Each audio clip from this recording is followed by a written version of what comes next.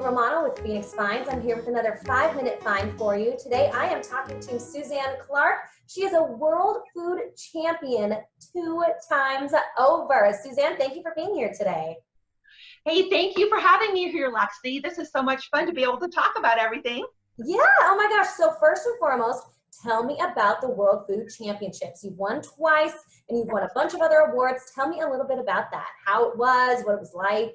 The World Food Championships is the largest cooking competition in the world, the biggest prize purse. So it is so much fun. First, you start off with 2 different levels, your signature dish, and then you do a structured build is what we call that. And once you compete there, you go on to the top 10, which is another dish. And if you win that, then you go to the final table to win $100,000. Wow. Oh my gosh. Tell me about some of the other awards you've won, because you have won a bunch of things, right? You have so many accolades. I have won Gilroy Garlic. I've won Green Giant. I have won, one of my biggest ones, I won at the Smithfield competition in Kansas City, and I won a $35,000 Ford F-150. Oh my goodness, wow. So it's more than just the accolades and the awards. You're getting really good stuff. You're getting cold hard cash, cars. I love it. That is awesome. And you know what? I have won so many competitions. At this point, I'm going to call myself like semi-retired. I still dabble a little bit in a competition here or there. But now I work with the World Food Championships, and I am an ambassador, and I get to now help all the competitors, teach them the tricks that I have learned throughout the years, and encourage them, help make the rules. I'm really now a big part of the actual organization because I've won so many times. How fantastic. Wow. And you do more than just cook. I mean, you're an artist as well, right?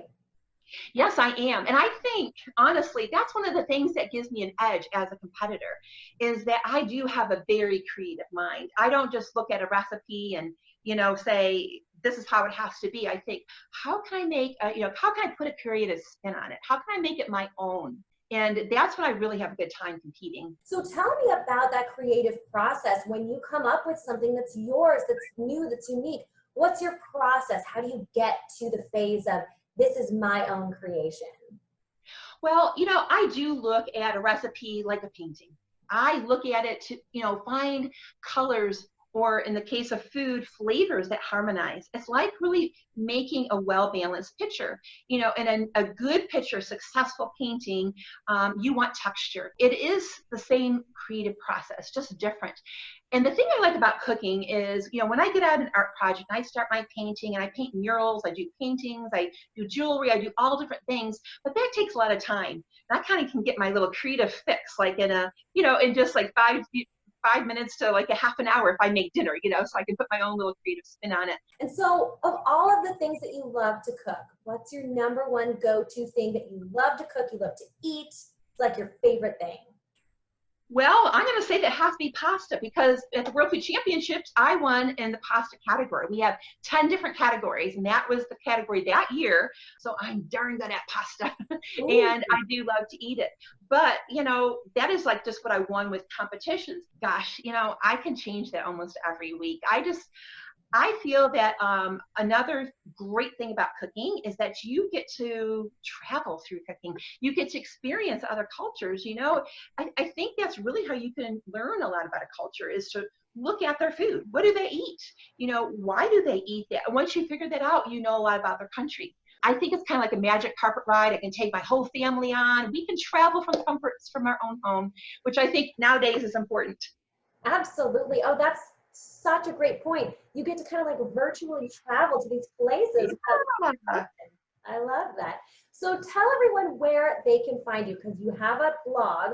So tell me your blog address and then any social media that you want to share. Yes, you can follow me on Instagram at Living a Creative Life. And I'm also on Facebook as well at Living a Creative Life with Suzanne Clark. And there I share my recipes. I give you maybe some fun ideas. I show art projects. We have a lot of fun there. Awesome. Oh, well, thank you so much for that. Everybody go check out Suzanne Clark at Living a Creative Life.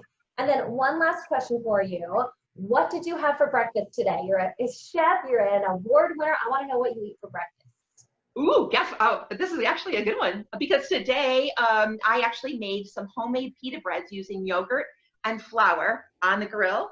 And so I put scrambled eggs and sausage in it. It was so good, but it was all about that homemade bread. I will have that recipe on Instagram coming up soon too.